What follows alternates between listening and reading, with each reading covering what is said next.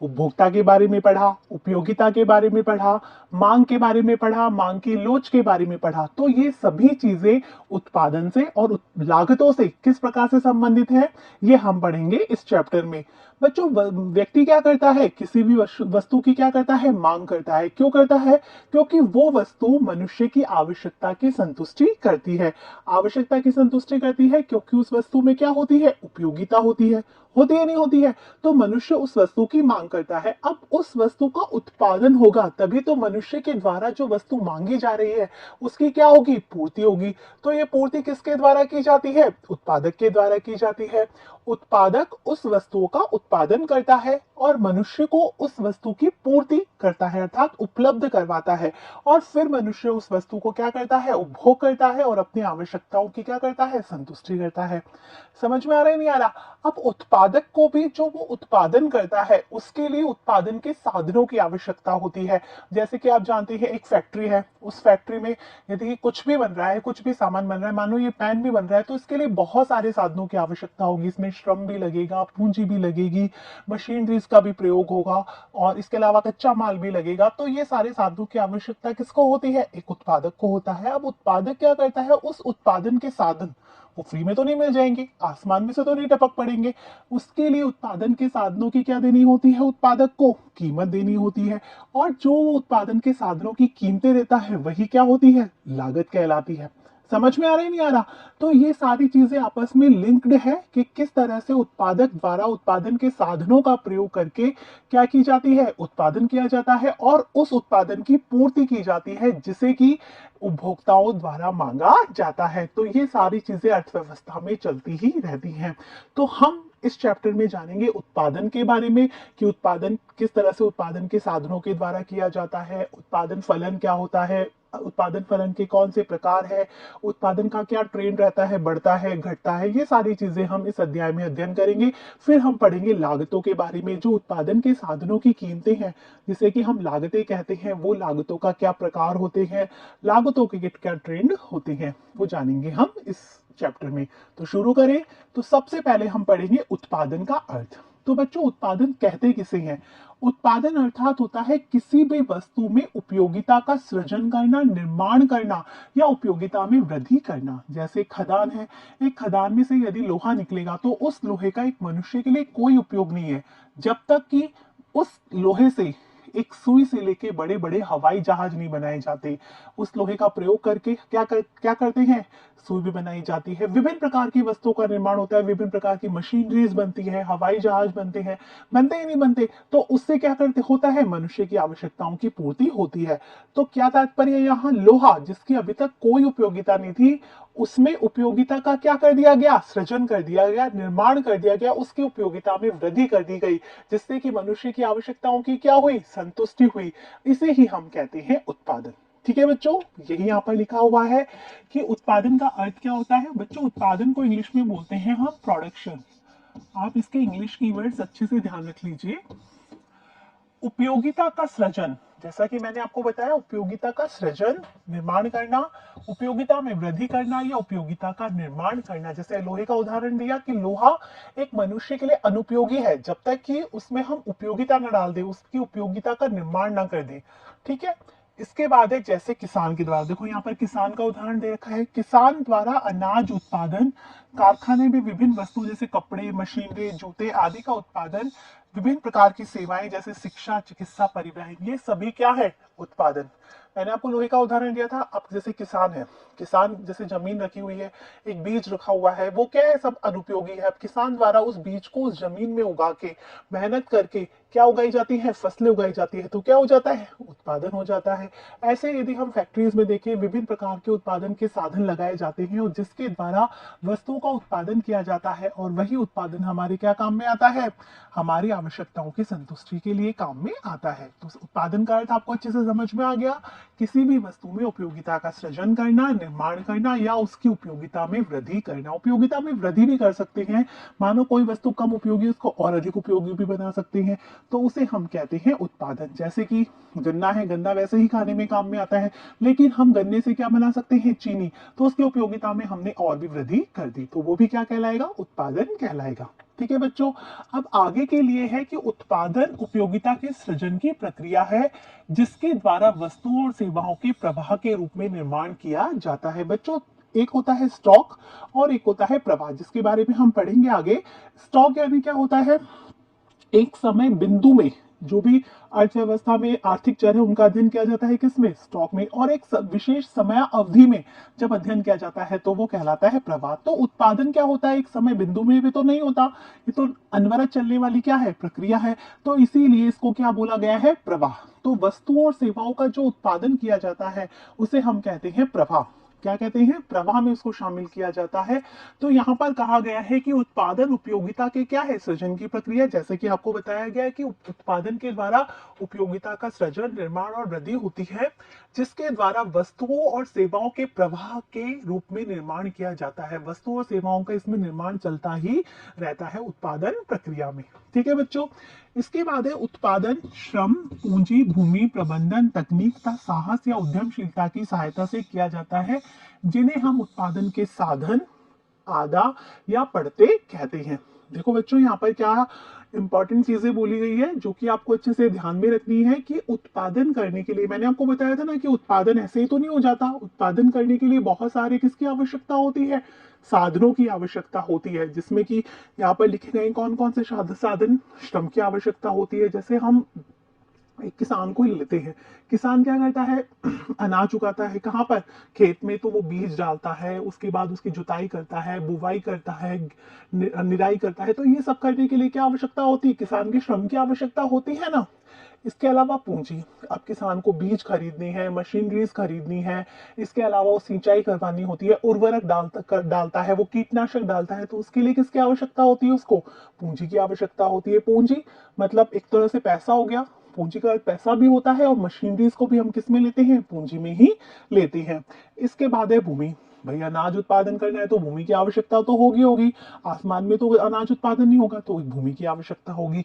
प्रबंधन व तकनीक, भाई तकनीकी किस तरह से चाहिए किसान को, कि भी वो डिफरेंट डिफरेंट टेक्नोलॉजीज आजकल चल रही है कि किस तरीके से क्या अधिक उत्पादन किया जाए, तो ये तकनीकों का वो यूज कर सकता है। साहस और उद्यमशीलता, उसकी एक मेहनत भी होती है और उद्यमशीलता भी होती है कि सहायता से किया जाता है। तो ये जो सारे जो साधन हैं जो उत्पादन करने में लगते हैं उन्हें क्या कहते हैं, उन्हें कहते हैं उत्पादन के साधन। जो हमने भी बात की ना कि जिनके द्वारा उत्पादन किया जाता है उसे हम कहते हैं उत्पादन के साधन। अब बच्चों इनके जो दूसरे नेम है वो भी आप अच्छे से समझ लीजिए, या फिर कहते हैं इनको आधा, या फिर कहते हैं पढ़ते, और इंग्लिश में इसका बहुत इजी नाम है इनपुट्स।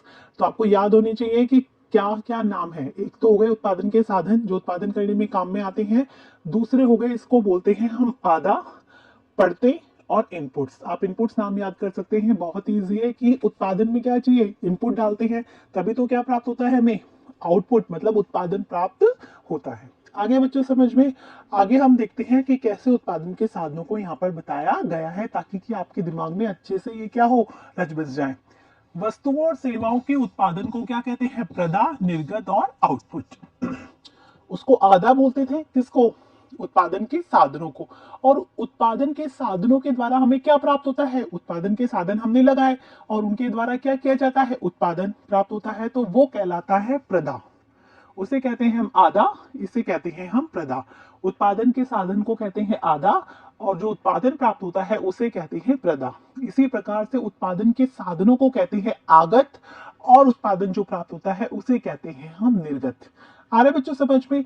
और इंग्लिश में हम उत्पादन के साधनों को कहते हैं इनपुट्स और जो उत्पादन प्राप्त होता है उसे हम कहते हैं आउटपुट्स। इसे एक बहुत अच्छी चीज से हम समझ सकते हैं कि हमने उत्पादन के साधन लगाए।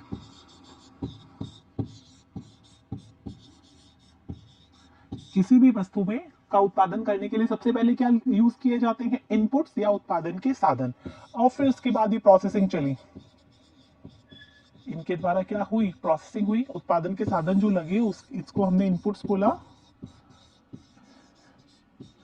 प्रोसेसिंग चली और उसके बाद हमें प्राप्त हुआ उत्पादन, ठीक है, जिसे हम बोलेंगे आउटपुट्स।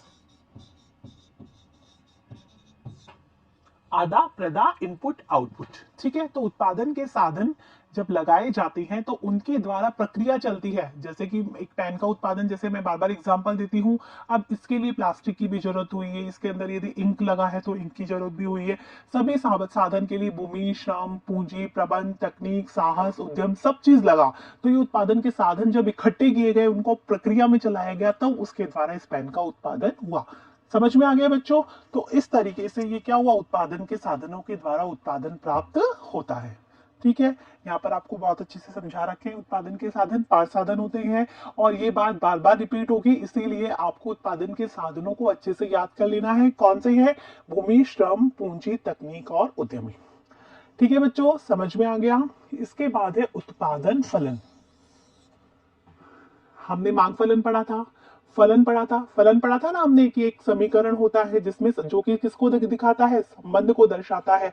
तो ये भी वहां पर फिर हमने उस संबंध में के हिसाब से मांग फलन पढ़ा था, कि मांग फलन किसको बताता है, मांग को और कीमतों के मध्य संबंध को दर्शाता है। अब हम यहाँ पर पढ़ेंगे उत्पादन फलन। तो उत्पादन फलन किसके संबंध को दर्शाता है, क्योंकि फलन तो क्या करता है, संबंधों को ही तो दर्शाता है। तो उत्पादन फलन किस संबंध को दर्शाता है वो पढ़ेंगे हम यहाँ। ठीक है, तो वस्तुओं और सेवाओं की पूर्ति का कीमत से प्रत्यक्ष या सीधा संबंध होता है। यही पढ़ा था ना हमने, कि वस्तुओं और सेवाओं की जो मांग है उसका किससे संबंध होता है, कीमतों से संबंध होता है। कीमतें कम होती है तो मांग मात्रा बढ़ जाती है, कीमतें बढ़ती है तो मांग मात्रा कम हो जाती है, यही पढ़ा था। अब वस्तुओं और सेवाओं की जो पूर्ति है, जो कि किसके द्वारा की जाती है पूर्ति, उत्पादकों के द्वारा, उसका भी मांग से संबंध होता है। किसी भी वस्तु की कीमत, उसका भी कीमतों से संबंध होता है। किसी भी वस्तु की कीमत यदि अधिक होती है तो उस वस्तु की पूर्ति क्या होती है, अधिक होती है। क्यों? क्योंकि उत्पादक जो है उत्पादन कर रहा है, उसको लगेगा कि मार्केट में ये चीज तो बहुत महंगी बिक रही है, तो हम उत्पादन कर ले और हम क्या प्राप्त कर ले, लाभ प्राप्त कर ले। समझ में आया ना? तो कीमत यदि अधिक होती है तो उसकी पूर्ति क्या होती है, अधिक होती है, अर्थात उत्पादक के द्वारा उसकी अधिक वस्तुएं उत्पादित की जाती है।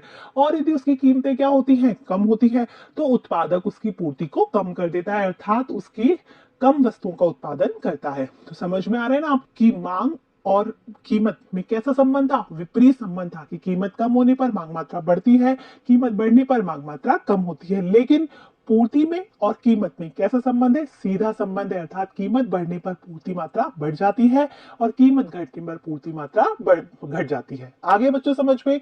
तो यहाँ पर यही लिखा हुआ है कि वस्तु और सेवाओं की पूर्ति का कीमत से कैसा संबंध होता है, सीधा संबंध होता है। कीमतें बढ़ने पर क्या होता है, उत्पादकों के द्वारा लाभ कमाने के लिए उस वस्तु की अधिक मात्रा उत्पादित की जाती है, अतः अधिक पूर्ति की जाती है। समझ में आ रहा है? वस्तु और सेवाओं की पूर्ति उन वस्तुओं और सेवाओं की उत्पादन मात्रा पर निर्भर करती है। अब जो उत्पादक है उस वस्तुओं का उत्पादन करेगा और फिर उसकी क्या करेगा, पूर्ति करेगा, तो वो किस पर निर्भर करेगी, कीमत पर निर्भर करेगी। तो कीमत पर पूर्ति निर्भर करती है और पूर्ति किस पर निर्भर करती है, उत्पादन की मात्रा पर। उत्पादन करेगा तभी तो पूर्ति कर पाएगा उसकी। बच्चों यहाँ पर एक बहुत इंपॉर्टेंट चीज आ रही है कि एक तो है उत्पादन और एक होता है पूर्ति। अधिकतर लोग क्या करते हैं, उत्पादन को और पूर्ति को दोनों का एक ही मतलब समझ लेते हैं, कि जो वस्तुएं उत्पादित की जा रही है किसी के द्वारा, व्यक्ति के उत्पादक के द्वारा, तो वही क्या होती है, पूर्ति। लेकिन दोनों में डिफरेंस होता है। क्या डिफरेंस होता है? मान लो कि किसान है, उसके पास 5 बोरी गेहूं का उसने उत्पादन किया, तो वो तो क्या हो गया, उसका उत्पादन हो गया। कितना? टोटल 5 बोरी गेहूं। अब वो 1 बोरी गेहूं अपने लिए अपने पास रख लेता है और 4 बोरी गेहूं क्या करता है, वो मार्केट में बेचने के लिए देता है, अर्थात 4 बोरी गेहूं की क्या करेगा, वो पूर्ति करेगा। आ रहा है बच्चों समझ में? अर्थात उत्पादन मतलब जो हुआ है कुल उत्पादन, जो कि उत्पादन के साधनों के को लगाकर जो उत्पादन किया गया है वो तो क्या हो गया, उत्पादन हो गया। ठीक है, लेकिन पूर्ति क्या हो गई, जिससे कि उत्पादक बेचने के लिए तैयार है, वो हो गई पूर्ति। आगे बच्चों समझ में? तो जो पूर्ति है वो किस पर निर्भर करेगी, उत्पादन पर निर्भर करेगी, नहीं करेगी? उत्पादन जितना होगा उसी के हिसाब से तो क्या होगी, पूर्ति होगी। आगे बच्चों समझ में? तो यही यहाँ पर लिखा हुआ है कि किसी वस्तु और सेवाओं की जो पूर्ति है वो किस पर निर्भर करती है, कीमत पर, सीधा संबंध होता है। और वो पूर्ति जो है वो किस पर निर्भर करती है, जो उत्पादन हुआ है उस पर भी निर्भर करती है। वस्तु और सेवाओं की पूर्ति उन वस्तु और सेवाओं के उत्पादन की मात्रा पर भी निर्भर करती है, कि कितना उत्पादन हुआ है उसी के हिसाब से तो क्या की जाएगी, पूर्ति। भाई उत्पादन से ज्यादा तो पूर्ति नहीं की जाएगी, भाई जितनी मात्रा स्टॉक है हमारे पास उसी के हिसाब से तो हम क्या करेंगे, पूर्ति करेंगे। उत्पादन का अर्थ स्टॉक भी कह सकते हैं कि भाई कुल कितना उत्पादन हुआ है। ठीक है बच्चों, आगे है वस्तुओं और सेवाओं के उत्पादन की मात्रा दो बातों पर निर्भर करती है। अब बात ध्यान से सुनना, हमको संबंध पढ़ना है ना कि उत्पादन फलन क्या कहते हैं, कि यहाँ पर किन दोनों चीजों के बीच में संबंध बताया गया है। तो किसी वस्तु और सेवाओं की जो उत्पादन की मात्रा है, हमने बताया कि जो पूर्ति है वो उत्पादन की मात्रा पर निर्भर करती है। अब वो उत्पादन है वो किस पर निर्भर करता है, वो निर्भर करता है दो बातों पर। एक तो है उत्पादन के साधनों की कीमतें। पहली बात क्या है, उत्पादन के साधनों की कीमतें। यदि किसी उत्पादन के साधन है, मान लो एक श्रमी है, श्रम कैसा हो गया, महंगा हो गया, तो महंगा होने पर उत्पादक को क्या लगेगा कि नहीं मैं तो इतना पैसा खर्च नहीं कर सकता, इतनी लागत नहीं लगा सकता, इसीलिए वो श्रम को कम खरीदेगा। खरीदेगा नहीं खरीदेगा, अब वो श्रम को कम खरीदेगा तो वो उत्पादन भी क्या कर पाएगा, कम कर पाएगा। अब इसका उल्टा हो जाता है, श्रम हो जाता है सस्ता, अर्थात श्रम जो मजदूरी दी जाती है श्रम को वो हो जाती है कम। तो उत्पादक सोचेगा भाई अधिक से अधिक श्रम लगा लेता हूँ और अधिक से अधिक क्या कर लेता हूँ, उत्पादन प्राप्त कर लेता हूँ, जिससे मैं अधिक लाभ कमा लूंगा। तो फिर वो क्या करेगा, अधिक श्रम को अपने पास लगा लेगा। समझ में आ रहा है नहीं आ रहा। तो जैसे आप एक स्कूल, प्राइवेट स्कूल है, प्राइवेट स्कूल में क्या होगा, यदि टीचर्स सैलरी कम मांगने लग जाएंगे तो वो ज्यादा टीचर्स लगा लेंगे। आ रहे बच्चों समझ में। अब टीचर्स ने अपनी सैलरी बढ़ा दी तो वो प्राइवेट स्कूल वाले क्या करेंगे, उन टीचरों को थोड़ा सा कम करके और जो जितना वो अप्रोप्रिएट समझते हैं उतना ही लगाएंगे। कहने का तात्पर्य है उत्पादन के साधन की कीमतें यदि बढ़ जाती हैं तो क्या होता है, उत्पादन कम होता है। यहाँ पर मैं लिख देती हूं कि उत्पादक के साधन, जैसे मैंने आपको श्रम का उदाहरण दिया था कि उत्पादन के साधन की कीमत यदि बढ़ गई तो कीमत बढ़ने पर क्या होगा, उत्पादनकर्ता को वो महंगा पड़ेगा, साधन महंगा पड़ेगा तो वो उसको कम लगाएगा, कम लगाएगा तो उत्पादन क्या होगा, कम लगेगा। भाई उत्पादन तो उसी हिसाब से लगेगा ना कि कितने साधन लगे हुए हैं, तो उत्पादन कम प्राप्त होगा। तो उत्पादन मात्रा पहली चीज किस पर निर्भर करती है, उत्पादन के साधनों की कीमतों पर, जो कि यहाँ पर लिखा हुआ है। दूसरा, उत्पादन के साधन और उत्पादन के बीच पाए जाने वाले मात्रात्मक संबंध पर। हमने पढ़ा था ना, एक तो होता है इनपुट जिसे हम कहते हैं उत्पादन के साधन, और दूसरा जो होता है वो होता है आउटपुट। आ रहा है बच्चों समझ में। तो इनपुट और आउटपुट मतलब कितना हमने उत्पादन के साधन लगाए और कितना हमें उत्पादन प्राप्त हुआ, अर्थात इन दोनों के बीच जो संबंध होता है उस पर निर्भर करती है उत्पादन की मात्रा। आगे बच्चों समझ में, उत्पादन की मात्रा दो चीजों पर निर्भर करती है, एक तो उत्पादन के साधनों की कीमतें क्या है, दूसरा है कि उत्पादन के साधन और उत्पादन की मात्राओं के बीच मात्रात्मक संबंध क्या है, अर्थात कितने साधन लगाए जा रहे हैं जिसके फलस्वरूप कितना उत्पादन प्राप्त हो रहा है। आगे बच्चों समझ में, आगे है विभिन्न आर्थिक चरों में परस्पर संबंध पाया जाता है। हमने बात की थी ना कि आर्थिक चरों में क्या पाया जाता है, संबंध। जैसे कि हमने बहुत अच्छा उदाहरण देखा था, y is the function of x, x की अलग अलग वैल्यूज होगी तो y की अलग अलग वैल्यूज होगी, अर्थात y में और x में क्या पाया जाता है, संबंध पाया जाता है। फिर इसके आधार पर हमने मांग फलन पढ़ा था कि मांग फलन में वस्तुओं और सेवाओं की मांग और कीमत में होता है। d is the function of p। मांग फलन पढ़ा था कि मांग किस पर निर्भर करती है, कीमत पर। और अभी हमने देखा कि पूर्ति फलन में वस्तु और सेवाओं की पूर्ति और कीमत पर। हमने बताया ना कि जो वस्तु और सेवाओं की पूर्ति भी किस पर निर्भर करती है, उस वस्तु की कीमत पर। कीमत अधिक होगी तो पूर्ति अधिक होगी, कीमत कम होगी तो पूर्ति कम होगी। तो इस प्रकार से जो पूर्ति है जिसको हम बोलते हैं एस से सप्लाई, वो निर्भर करती है वस्तु की कीमत पर। मतलब मांग भी वस्तु की कीमत पर निर्भर करती है लेकिन दोनों में ऋणात्मक संबंध होता है, पूर्ति भी वस्तु की कीमत पर निर्भर करती है लेकिन दोनों में धनात्मक संबंध होता है। ये यहाँ पर लिखा हुआ है। आगे इसी प्रकार उत्पादन फलन में उत्पादन और उत्पादन में योगदान देने वाले उत्पादन के साधन एक दूसरे से संबंधित होते हैं। समझ में आया। अभी जैसे हमने बात की थी कि इसी प्रकार से उत्पादन के साधन और उत्पादन वो दोनों भी आपस में क्या होते हैं, संबंधित होते हैं। जैसे कि मांग और कीमत संबंधित होते हैं, पूर्ति और कीमत संबंधित होते हैं, उसी प्रकार से उत्पादन और उत्पादन के साधन भी एक दूसरे से संबंधित होते हैं। ठीक है, जिसे ही हम क्या कहते हैं, उत्पादन फलन, जिसके बारे में हम आगे देखेंगे। उत्पादन फलन ये हो गए हमारे भूमि, पूंजी, श्रम, तकनीकी साहस, ये सारे हो गए हमारे इनपुट्स, जिसे हम क्या कहते हैं, उत्पादन के साधन। ठीक है, और इसके द्वारा हमें प्राप्त हुआ उत्पादन, तो इसे हम बोलते हैं आउटपुट्स। ठीक है, तो इन दोनों के बीच जो संबंध होता है, इनपुट्स के बीच और आउटपुट्स के बीच, उत्पादन के साधनों के बीच और उत्पादन के बीच, उसे ही हम कहते हैं उत्पादन फलन, प्रोडक्शन फंक्शन। इसको भी आप लिख लो, प्रोडक्शन, उत्पादन को हमने प्रोडक्शन बताया था ना, और हो गया फंक्शन।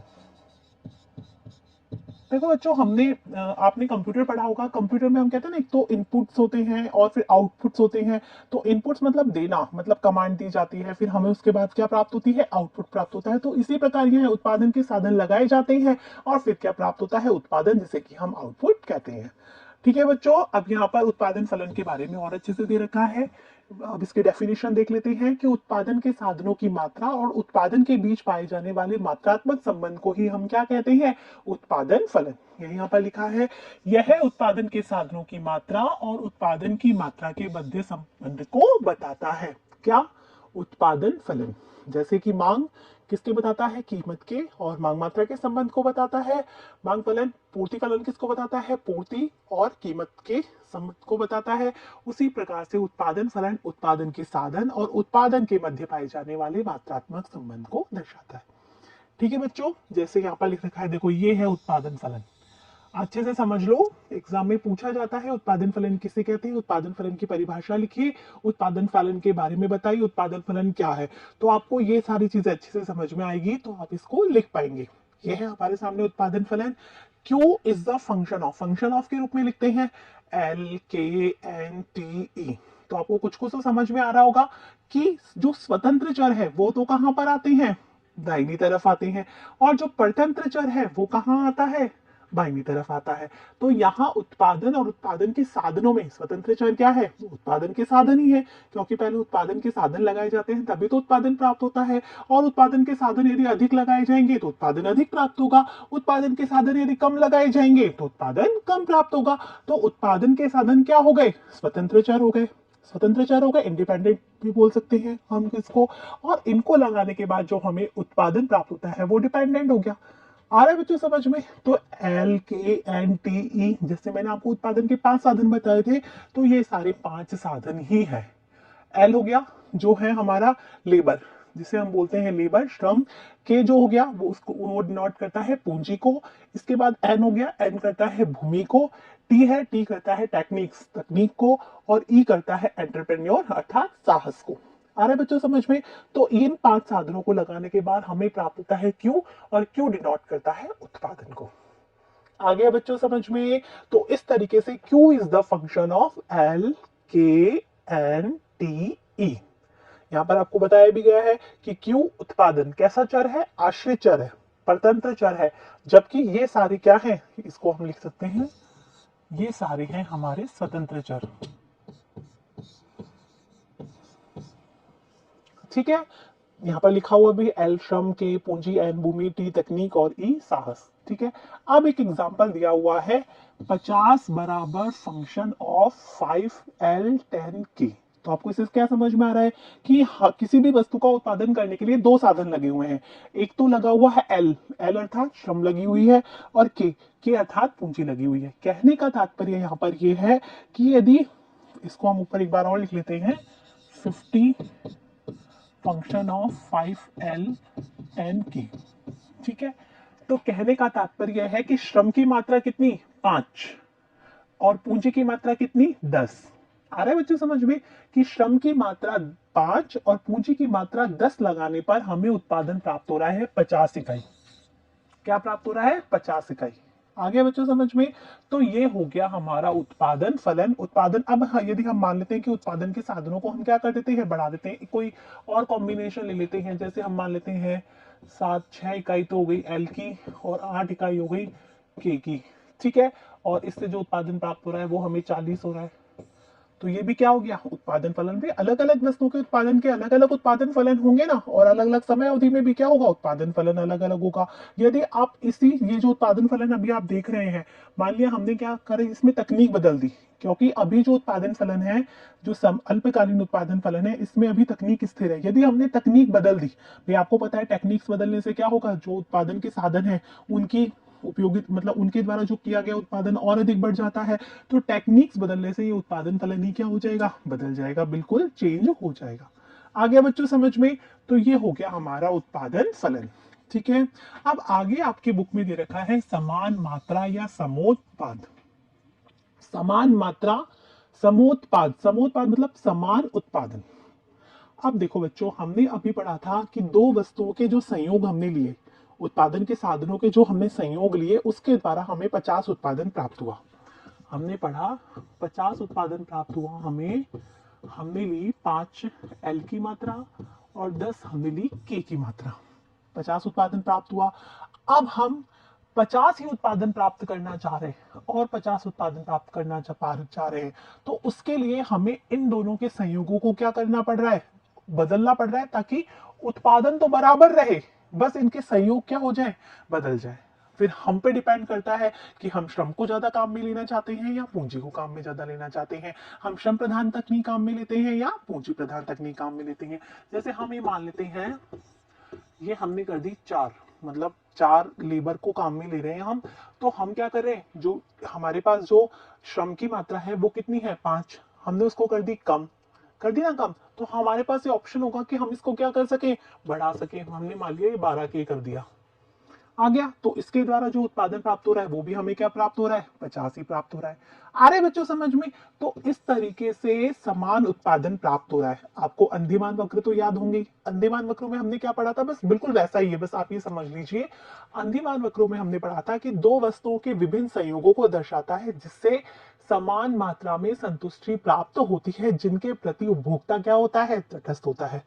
वैसा ही इसमें है कि इसमें दो वस्तुओं की जगह हम कर देंगे दो उत्पादन के साधनों के संयोगों को दर्शाता है, जिससे समान उत्पादन प्राप्त होता है और जिसके प्रति उत्पादक क्या होता है, तटस्थ होता है।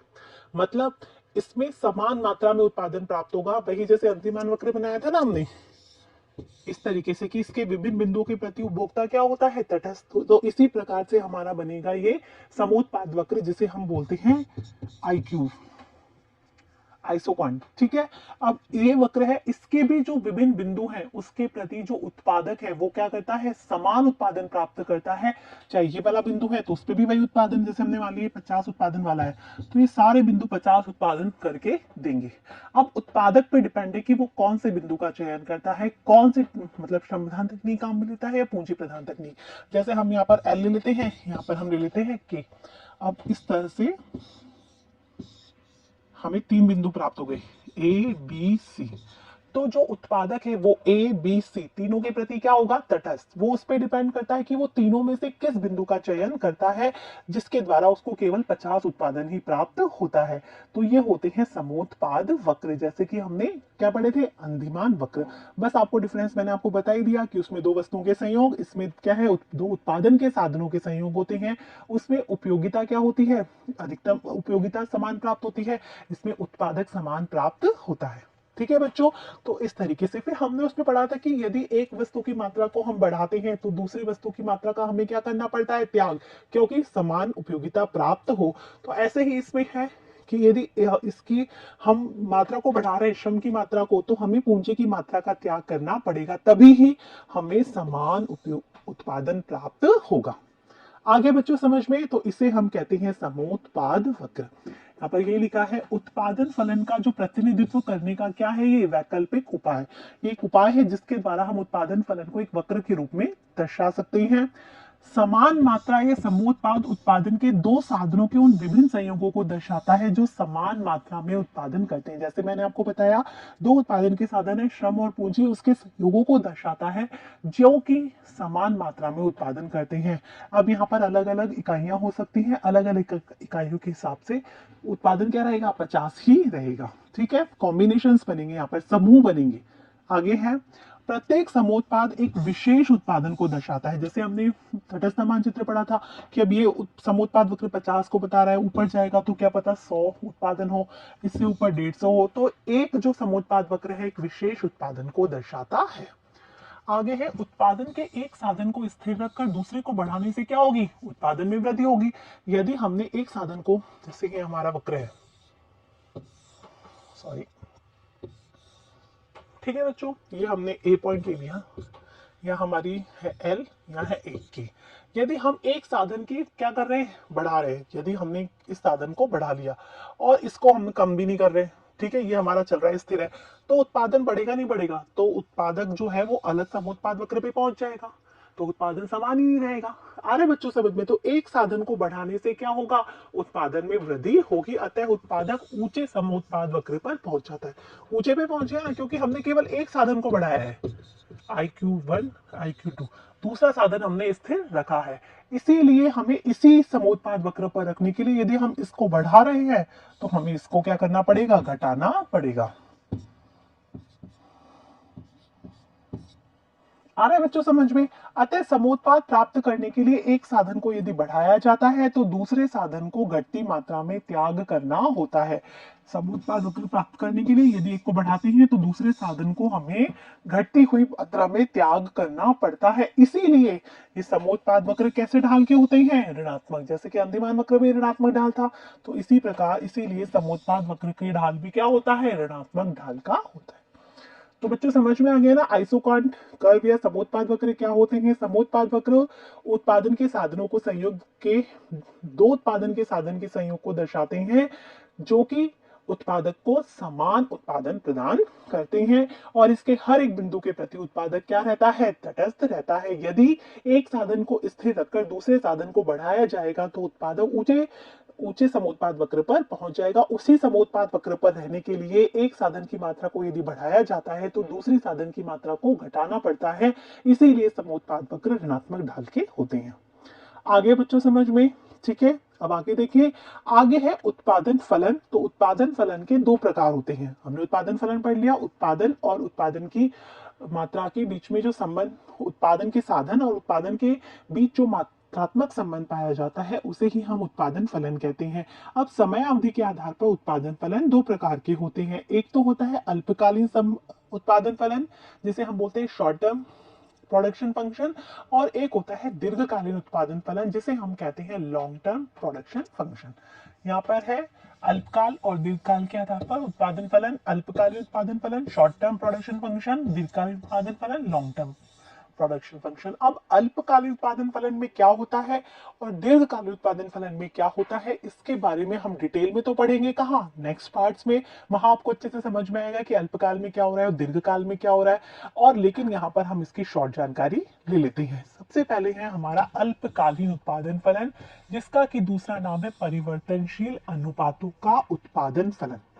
तो बच्चों ध्यान से सुनना, अल्पकालीन उत्पादन फलन हम समय को दो भागों में ले रहे हैं। एक तो अल्पकाल, अल्पकाल मतलब समय की छोटी अवधि, दीर्घकाल मतलब समय की लंबी अवधि। अब उत्पादन करने के लिए एक तो उत्पादन करता छोटा टाइम ले, 1 साल 2 साल, और एक ले जाए लंबी अवधि जिसमें 5 साल 10 साल।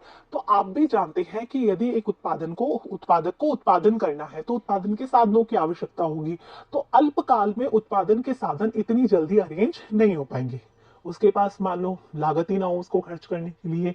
लेकिन दीर्घकाल समय की लंबी अवधि होती है तो वो उत्पादन के साधनों को अरेंज कर सकता है। बहुत सारी चीजें बदल भी जाती हैं उत्पादन के साधन में। यदि आप किसी फ्रेंड्स और रिलेटिव्स या किसी से मिलेंगे तो बहुत टाइम बाद मिलेंगे तो आप देखोगे कि उसका घर ही बदल गया है, उसका धंधा ही बदल गया है, वो बिल्कुल चेंज हो गया नहीं। और अल्पकाल में हम किसी से मिलते रहते हैं तो कुछ ज्यादा हल्का फुल्का चेंज होता है तो वो हमें नजर ही नहीं आता। तो आप बस इसी को ध्यान में रख लीजिए कि अल्पकाल में क्या होता है, समय की छोटी अवधि होती है, उत्पादन के सभी साधनों को बदलना संभव नहीं हो पाता। आ रहा है समझ में? तो इसमें क्या होता है, कुछ साधन तो स्थिर रह जाते हैं और कुछ साधन हो जाते हैं परिवर्तनशील। किसमें?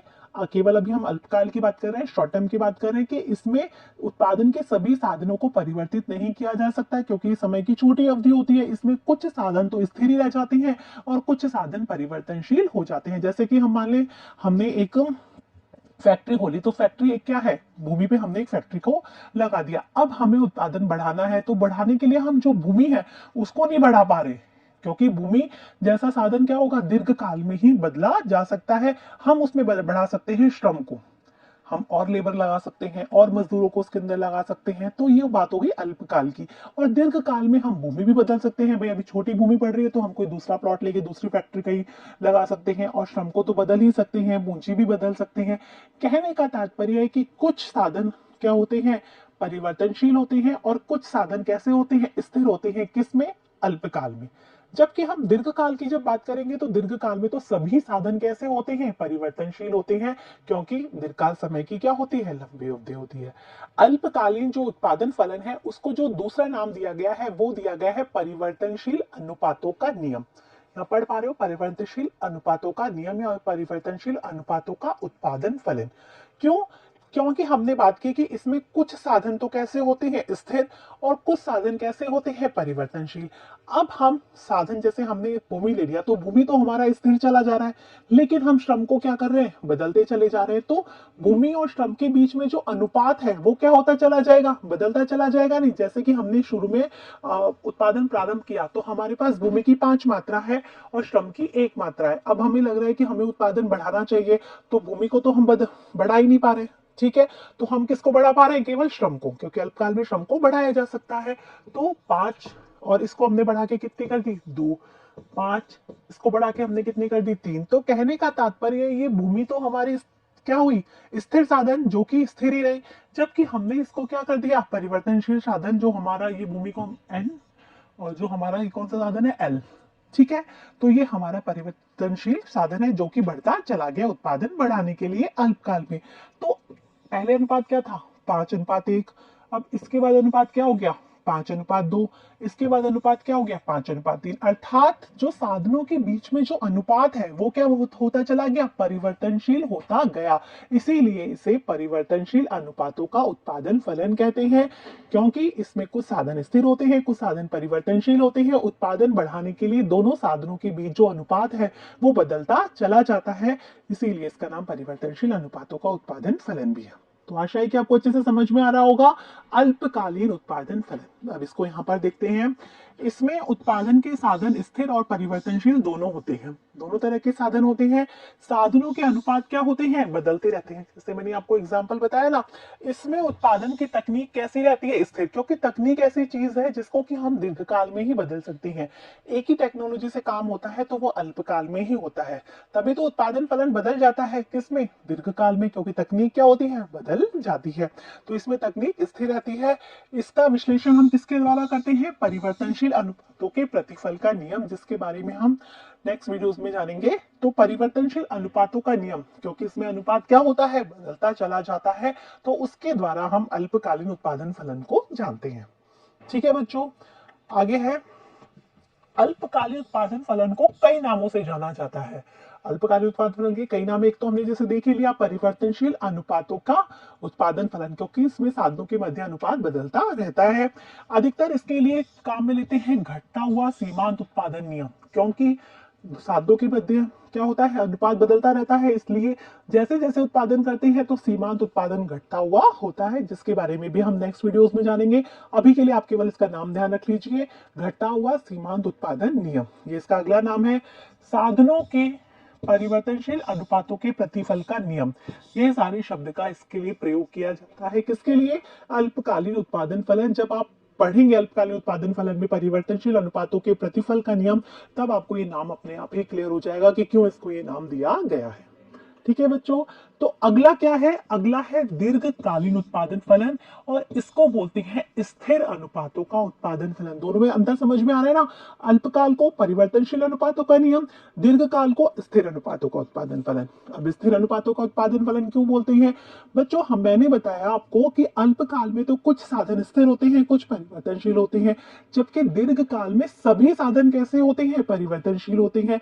तो सभी साधन यदि परिवर्तनशील होते हैं तो हम साधनों के अनुपात को समान मात्रा में क्या कर सकते हैं, बदल सकते हैं। जैसे कि मैंने आपको बताया, भूमि की 5 मात्रा काम मिली, ठीक है, तो श्रम की हमने मान लिया 1 मात्रा काम मिली। तो यदि हम दीर्घकाल की बात करें तो हम भूमि को भी क्या कर सकते हैं, बढ़ा सकते हैं उतना ही जितना कि हम श्रम को, मान लो हम भूमि को 10 कर सकते हैं और इसको 2 कर सकते हैं। समझ में आ रहा है, नहीं आ रहा, इसको 15 कर सकते हैं, इसको 3 कर सकते हैं। हम इसके बीच में जो अनुपात है, पहले 5:1 था, 10:2 है, 15:3 है, तो तीनों में जो अनुपात है वो 5:1 है या नहीं है। तो इसीलिए इसे स्थिर अनुपातों का नियम भी कहते हैं, क्योंकि दीर्घकाल में सभी साधन परिवर्तनशील होते हैं। तो यहाँ पर ये लिखा है उत्पादन के सभी साधन कैसे होते हैं, परिवर्तनशील। दीर्घकाल समय की लंबी अवधि होती है, इसलिए तकनीक भी क्या हो सकती है, परिवर्तित हो सकती है। उत्पादन की तकनीक भी परिवर्तित हो सकती है। साधनों के मध्य जो अनुपात है वो कैसा रहता है, स्थिर रहता है। आगे बच्चों समझ में, इसका विश्लेषण पैमाने के प्रतिफल के द्वारा किया जाता है। अब पैमाने के प्रतिफल, जैसे उसका विश्लेषण तो परिवर्तनशील अनुपातों के नियम के द्वारा किया जाता है। जो दीर्घकालीन उत्पादन फलन है उसका विश्लेषण हम करते हैं पैमाने के प्रतिफल, जिसमें क्या होता है, उत्पादन के साधनों के मध्य जो अनुपात है वो समान रहता है और उसके द्वारा क्या उत्पादन होता है उसको हम देखते हैं। तो आगे बच्चों समझ में, तो इस वीडियो से हमने क्या जाना, उत्पादन की परिभाषा के बारे में जाना, उत्पादन के साधन के बारे में जाना, उत्पादन फलन के बारे में जाना, समोत्पाद वक्र के बारे में जाना, उत्पादन फलन के प्रकार अर्थात अल्पकालीन उत्पादन फलन और दीर्घकालीन उत्पादन फलन के बारे में जाना। तो आशा है कि आपको अच्छे से समझ में आ गया होगा। अब पढ़ेंगे कुल उत्पादन, सीमांत उत्पादन और औसत उत्पादन के बारे में कि ये तीनों की परिभाषाएं क्या है, इन तीनों के बीच में क्या संबंध होता है और ये किस तरीके से हमारे नियमों में काम आते हैं। तब तक